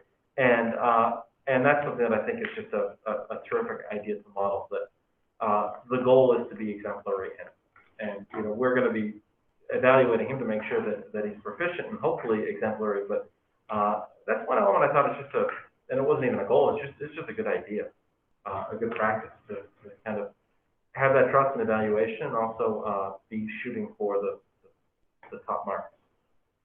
I took the advice of the committee from last year and definitely pulled back the focus. I have many less indicators, still representative of the full rubric. And I did a student learning goal as well as a professional practice goal, and in addition, 4 district goals, similar to last year, but a real focus on specific indicators that are aligned closely with the goals.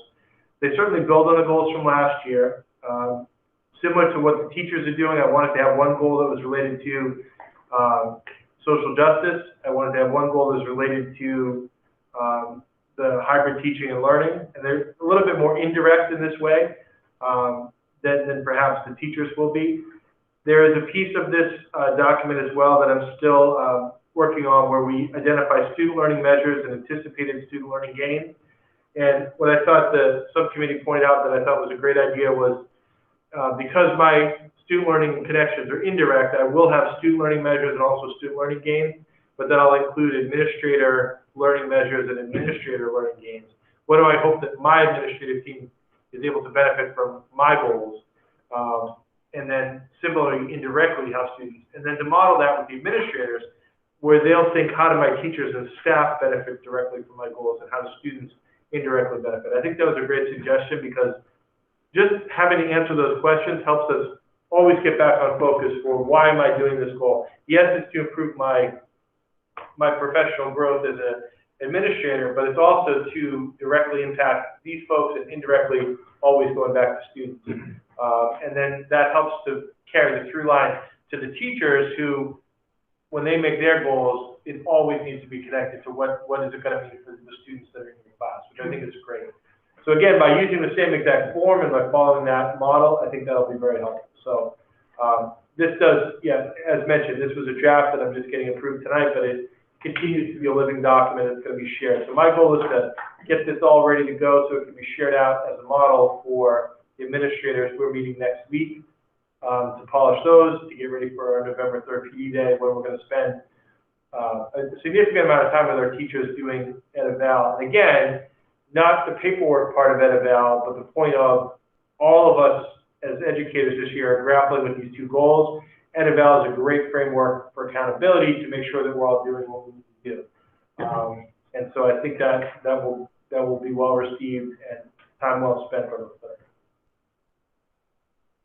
So my couple of thoughts and questions and comments, and to be perfectly transparent, evaluation is my weakest part of being a school committee member, to be honest. Like, I haven't been on the subcommittee. These rubrics are overwhelming to me, not what I see in my general day. I noticed the fewer, goals and fewer indicators, which I appreciate. That was the first thing I noticed. 2 quick questions. Number one, on the goals, some of them say individual, some of them say team. Yep. Wouldn't there be sort of an individual component to each of them and a team component, or like why is it one or the other? Sure, there is. That's something that I really wanted. I've always felt a little disconnected from the superintendent's goals as an administrator, and so I wanted to really model. I'm asking all of my administrators that are at the administrative council levels, the principals and directors, to have 6 goals, which that has not always been the case. But I also don't want to overburden them with this. So I'm saying those goals are already in your school improvement plan, or they're team goals that we're working on together. So I'm hoping to see a lot of their goals a part of my team, because we are a team. So as I'm working on my goal, we're actually all doing this stuff together. And then they're also working on some of their goals as a team. So I think a lot of the goals are team goals, but some of them, you can't think of them as more individual. This is something that I'm doing personally to grow. And so I agree that there's an individual aspect of every team goal, and there's a team aspect of every individual goal. We can't do any of this on our own. And so sometimes you kind of go back and forth, but team is usually going to indicate that somebody else has that as a goal, as opposed to just they're a part of it. You know, Mike, I mean, I have a goal in here that I'm not going to do without Michael's help, right? But it might not necessarily be Michael's goal, so that's why it's not a team goal, if that makes sense. So team is usually going to indicate that most likely there's somebody else with a very similar goal. Right. As a valuable, not just as we need to do this in order to do our job. But it's still fair to evaluate you as an individual on a team goal. It is, and that's built into our system. It's actually encouraged pretty strongly to have individual and team goals for the teachers, so I think it's good to model that all the way up. But again, I think as far as being the superintendent, I would say that these, you know, I'm accountable for whether these team goals get met. So there's no loss of accountability with that. And then on district goal number 1, it doesn't have any focus indicators or elements. They on focus indicators are. Like all the other ones reference different focus. They all will, yeah. As I said before, like I wanted to get this tonight because I wanted to get out ahead of next Thursday, ahead of next November 5th. If I were doing this to give you something polished, I would not be giving you this till November 5th, but that's after the PD day, so I'm trying to just get the best I can. So I apologize for being slightly in draft form, but it is a Google Doc, and like, so even what was sent out in the packet has been updated since then. So they all will have all of those components. No, I mean, looks good to me. Other thoughts, Diana? Yeah, it's great. I could see that you took the feedback from last year, and they made a lot of sense for me and seem to be aligned with what you spoke about with the teachers as well. So the alignment, I think, is a great idea. Yeah, the only other thing I'll say on the COVID one, I mean, I have a feeling in a year we still will be dealing with at least the aftermath of it. It's not still COVID, but I mean, I think a lot of it's going to be how to implement like changes going forward, not just COVID, but like overall. I think that's going to be the transition. What we're going to learn from this is just like we were just talking about with Michael about, you know, where do we go after this? We had to have Chromebooks in order to get through this, but then how do we best use that? And so a lot of the COVID things I think are just, you know, more transitions to the future teaching and learning. It's true. This came up at the subcommittee as well about COVID. I just feel as far as being transparent and publishing this on the website, I feel like I want to be able to show folks that COVID is our focus. I mean, this is this year, and I want to show that our goal is that we're focused on it this year. But I think it's written to be broadly. So essentially, I updated our,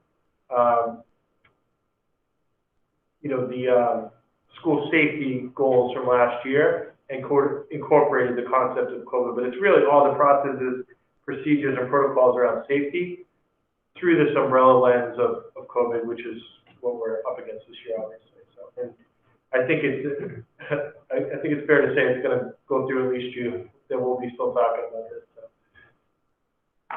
Well, and there's two parts to that. That, and also, as you say, whatever trajectory we were on, COVID is changing that trajectory and changing the direction to some degree, and we're going to figure that, you know, part of what everything is going to be figuring that out. Your goals, our goals. Other comments? So you would like a vote to approve these, Dr. Daly, is that correct? If you could, I mean, I can also say that I'll bring back the finalized version in a few weeks, but this is just, it's essentially in concept that these are the goals for the year. I just want to have them in place so I can show them to the administrators and then to the teachers. I have a motion on that. Looking to my left. Sure. I move we accept Dr. Daly's, educator plan. Evaluation. Thank you very much for that. Educator evaluation plan. Second it. Okay, do roll call, even though we're together. Chris? Yeah. Janine? Aye. Diana? Aye. Rich? Aye. I'm an aye as well, 5-0. You all? Okay, moving on, we have minutes next. On these ones, On the minutes, we're going to, just to point out that some people were not there, so if you're not there, you should abstain. Well, I'll make a motion to accept the October 5th executive session. It doesn't state it, but, Ms. Botwell was not there, present. I don't know if it matters if it says that it's not there, if she wasn't there in the minutes. In the executive session then? Yeah, it just Well, has the they four were of us. different. They dealt with it differently on the two different minutes. The executive session didn't have her listed, the next Right. one said not present. Right, so I They didn't did know say that. it was a 4-0 vote, though, I think it's. Yeah. Yeah, But it yeah, should be that was Doesn't right. name from. I just think did, both are to accurate. his point, I didn't know if it needed to be consistent, so, I can double check that with Ann. Okay. So you can see that, that's a good. okay, so, for the executive session of October 5th, as written, unless it needs to be amended to acknowledge, Ms. Botwell, I guess, but I forget how I was saying it. Anyway, to approve the minutes. I'll second. Okay, Rich a second. One point of discussion also is, this was a meeting where some were in person and some were not in person. I don't know if the minutes should reflect Yeah, that. I didn't think that was as pertinent as, I don't know, with everything going on, because, I don't know. The whole meeting is being called virtual. Virtual, okay, And we just happen to be here, okay. you know, as far as public, record, so So it's counted as virtual either way. I think when we go back to normal, and if then we do allow a member to Yeah. participate virtually, then we should specify, but I think here, as you say, we're on. Correct, and again, because I do know that you should note it in a regular meeting, if some are in person and somebody's remote. Yeah. maybe So, we can amend, I mean, let's take that out of our budget, because that is a nuance, but it's technically posted as a virtual meeting. okay, so we'll do a roll call vote on that. So Janine, hey, Chris. Aye. Rich, Aye. Diana, and I'll vote aye as well, so it passes 4-0. Thank you. I make a motion to accept the open session minutes of October 5th as written. I second. Okay. Any discussion? Okay, the exact same discussion as we just had about all those points. We can have it again. It all good? Roll call vote, Janine, Aye. Chris, Aye. Rich, Aye. Diana, Thanks. and I'm an aye as well, passes 4-0. Thank you. Budget update, Mr. Connolly, anything? Not this evening. One question on budget.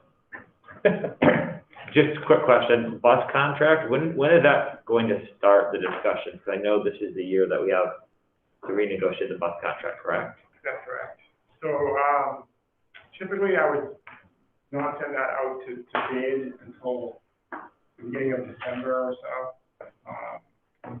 Bids would typically come in, not even doing it early. Yeah. If bids would even come in January, mid-January to the end of January. So we would have bid numbers certainly in time for budget conversations picking up mid-February to the end of, to the beginning of March. So that's typically the time frame. Just a question I was wondering. I will say on the, so the one thing I was gonna note during reopening, but I guess it's budget related as well. So we were happy to see that the USDA extended the food service, free meals program, to the end of the school year from December, which is great news. So, we've had a couple of communications over the last 7 or 8 days or so, from my office to families about food service. And one this morning that clarified that it got extended to the end of the school year. So again, we just, love to see families both learning remotely, and students remote learning, in-person learning, take advantage of that opportunity. We're definitely, ready to handle additional mails and meet that need. Very quickly, I analyzed some of the numbers from September to numbers through October 13th or so, or the end of last week. And our mails are up by about 10% in October that they we're trending in September. But I think we can certainly do more and enhance the meal. We would love to see that, certainly on the remote program as well. So a couple of communications have gone out, just confirming that, and I think families have seen that and asking questions to me today about it. So hopefully we see some increase in participation.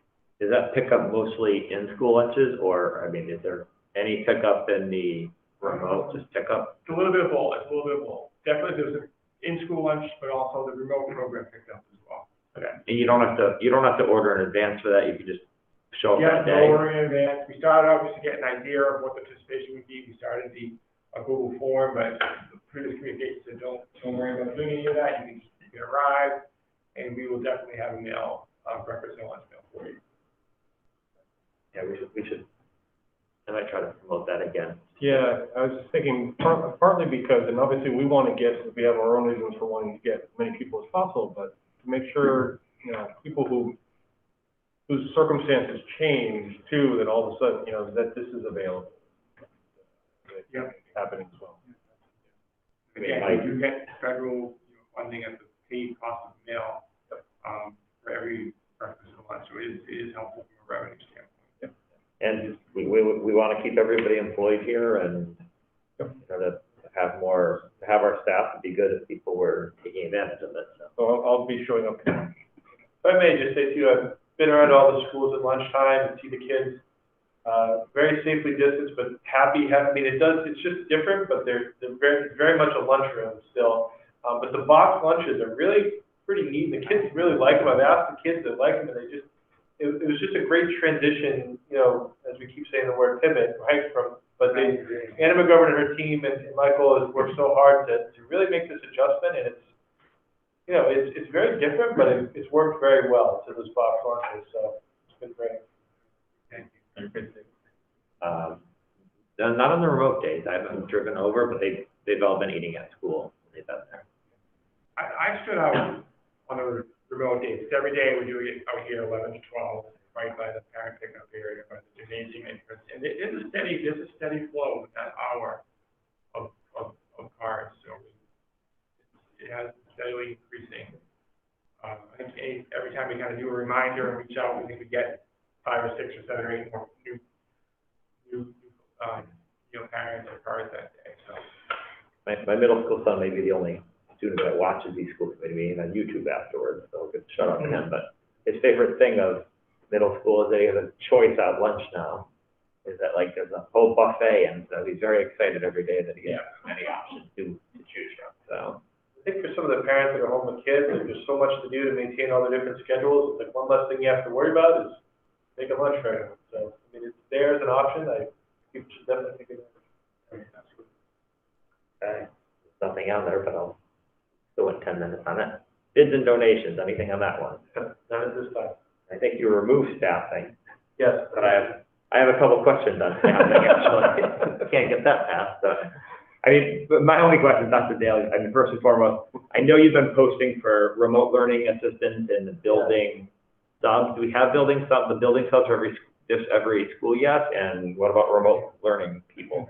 Yeah, right. we are still looking for more building subs. We did a communication reach out to the community and to the parent community to see if there's any interest. We're offering job sharing for building subs for parents that may be willing to work on days their child is in school, not learning remotely, just kind of job share for a particular school. So right now, I think where the biggest need is, believe it or not, is the Little Elementary School, as well as what soon will be the high school, at the moment, but soon. And I think we've also talked about in our last administrative meeting, in addition to a goal of having 2 building subs at each school, or maybe more than that, they're job sharing, co-A and co B, 1 or 2 floater building subs that may be willing to kind of go between the elementary schools, potentially, or even the middle school and the high school in the same building. When the need arises, which we've seen that could potentially become a need to be there for that. Yeah, we were very concerned up front, and we still are, about not having the substitutes coming from anywhere, you know, but I think we see the need to have a bit of a floater, and honestly, it came out through the middle school when you have the number of teachers that were impacted in the quarantine at the middle school. We don't want to be in a situation where we have to close school because there's not enough adults, right? So if we can have some others that we can borrow from in different situations, I think we were able to stay open one day because we were able to borrow a substitute from the high school, be in the same campus, which is great. But in that situation where there could be some other, you know, because some days there's going to be just a number of staff that might be ill, and then if there's a quarantine as well, one building is just going to need more help on those days. And if we can have that floater, you know, so just the idea that that adult would only be in these 5 schools, they wouldn't be going elsewhere, but they might have some flexibility. It might be even more limited, as Michael said, it might be just the elementary, just the secondary, but a little bit more. So we still need some support there, and there's positions posted, and we certainly would love folks to apply. So what are the requirements, what are your requirements for that? So, essentially, penalty is 2 years of bachelor school education is the minimum requirement. No specific licensure, like, so you're eligible to account. You never know, I might look for a change. Yeah. Okay. On the remote learning, so that posting did get a lot of interest. So I know there's one school that moved forward and made a hire. I'm thinking the others must be close, but I've been monitoring that posting, there's been a lot of interest for that. Yeah, just the one hire so far that I'm aware of. Yeah. But that's going to go a long way to help our teachers in the classrooms with some additional supporting assistance. Just don't tell them to hire whoever doesn't get it as a sub. Yeah. Or a building sub. Yeah. Okay. Thank you very much. I'm sorry that item wasn't there. I was just thinking that as I was looking at it. I was scrolling down. I had the thought and I was just like, wait, I thought there was a staffing. Like, he's trying to shut me up here. That never works. So that's what we're trying to do. That never works. So bids and donations, subcommittee updates, athletic subcommittee met. Ms. Boutwell, Ms. Imbriano. I wish I had the agenda in front of me. No, well, it was interesting when the meeting started. I think you mentioned this last time we got together was in February, so I actually pulled my notes and was looking at it. But Mr. Johnson let us know that the banners are being hung. There had been some talk about the 8th graders playing up to JV, and I believe that's on hold at this point due to the COVID. The shed that we did get for the Hood School, High school, tennis court. got blown like a week or two after it was put into the woods and got destroyed, so we're looking for, to get a new shed for that. The scoreboard's been installed, there's a portable sound system, a wireless remote for the scoreboard, and the dugouts are on hold due to COVID, but they're The like, folks that were going to install it are not in school. Back in, right. But we do like that partnership and want to lift that up. So, yeah, and essentially, I think if some of what we discussed was what I discussed earlier about the winter sports, what that might look like. Yeah. So again, we're thrilled to have kids on the field, and the kids are thrilled to have anything that's somewhat looking like a normal fall. I think the kids are thrilled with that, and it's been great. We've down at the games and everything's going well. Definitely different, but it's going well, and we want to offer as much of that as we can moving forward. It is going to be a challenge with the winter sports, but keeping hope alive for that shorter season, and maybe something can happen a little bit later. We're just going to keep thinking that through.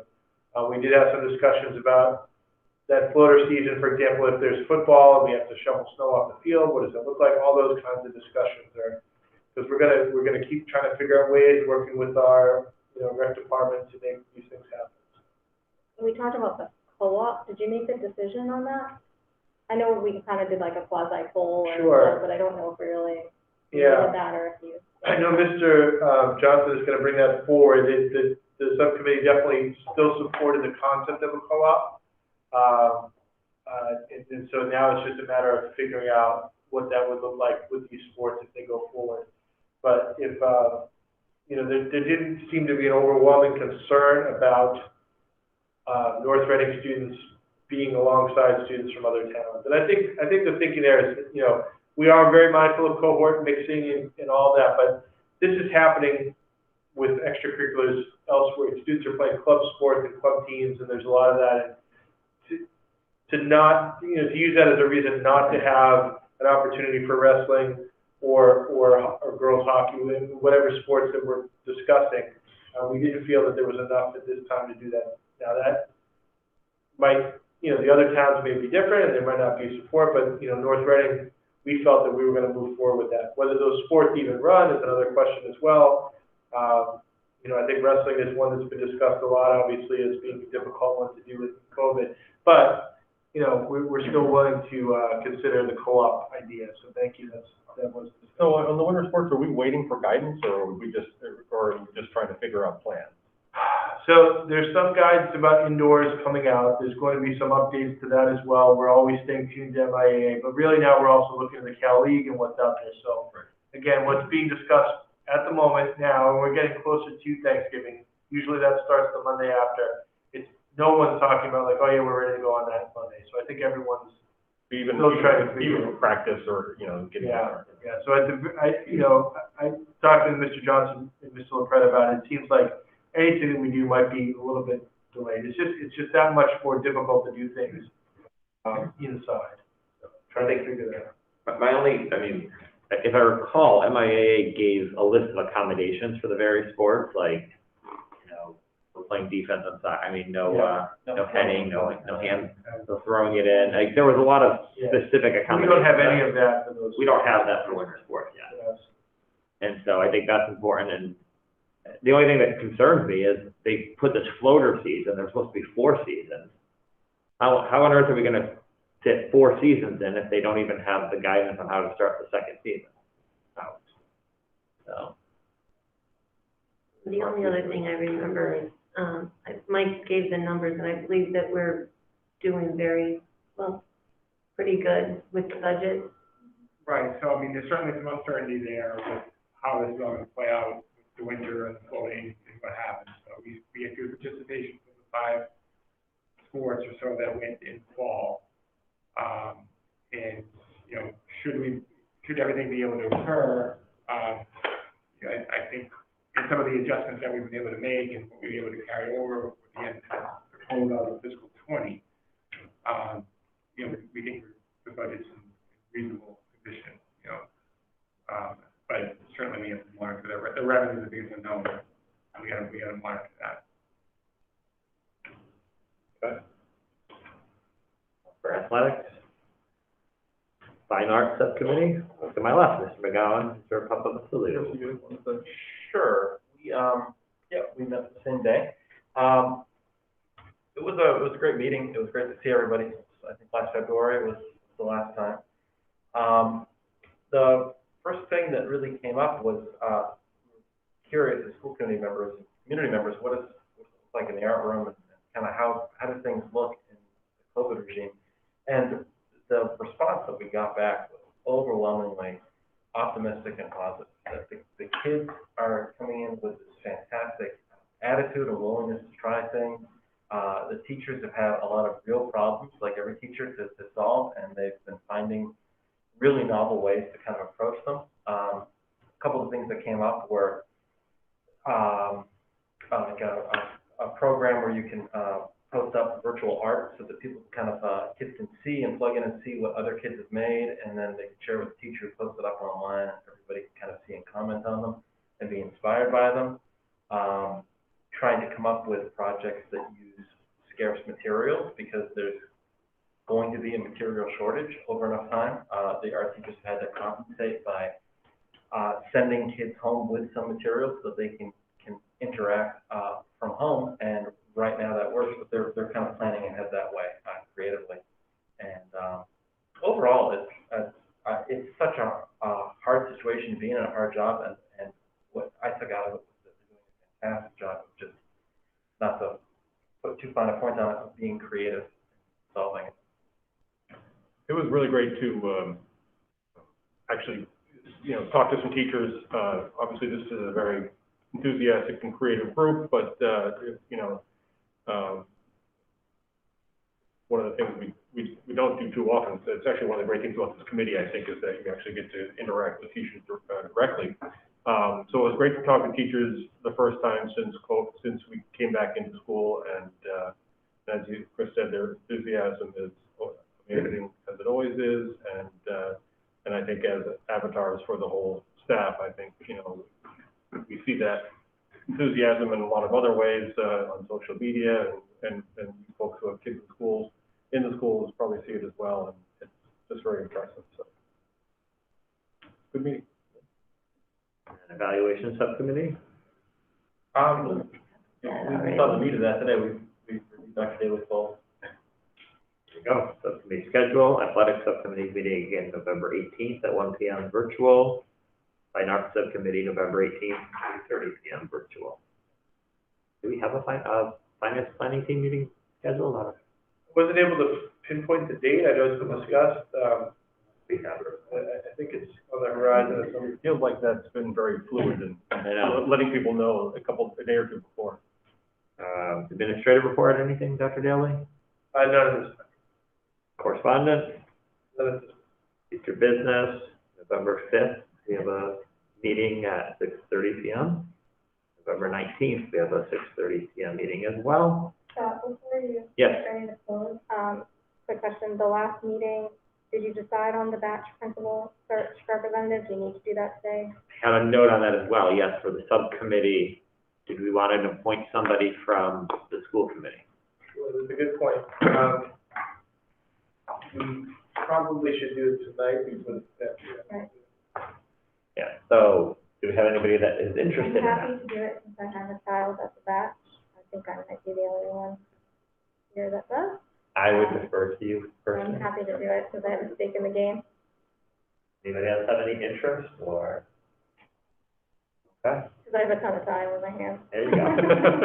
Well, that's the only thing, so I mean, No, it's- I will make the time. Okay. And, if I find some type of trend where I find a challenge, I'll see if I can send a delegate where needed. Hopefully I'll be able to make them all. I hope for it to be very flexible. I've had a lot of interest from teachers and parents that have written in, and so, I'm hoping it's not a huge amount of time commitment, and we can be very flexible with people's schedules. Thank you. Okay. So should we let's vote to appoint? just vote. I think move we to do. a vote, Mrs. Boutwell to, be the representative, committee's representative on the search committee for the batch on the principal. Okay. Okay, roll call vote, Rich, Aye? Janine, Aye. Chris, Aye. Diana, Aye. I'm an aye as well, 5-0. Thank you. You. I'll just provide a similar update that the position was posted today, the interim position. And we are having two scheduled, as following the timeline. Monday the 26th, there's a staff, forum, and then also a parent forum as well. Was it posted internally or externally or both? Okay, thank you. Michael Strokes is at it now, so I think that's time to go. Okay, I have a motion to adjourn. So, Second. Vote. Janine, aye. Diana, Aye. Chris, Aye. Rich, Aye. I'm an aye as well, 5-0. Thank you, everyone. Have a good night. Night.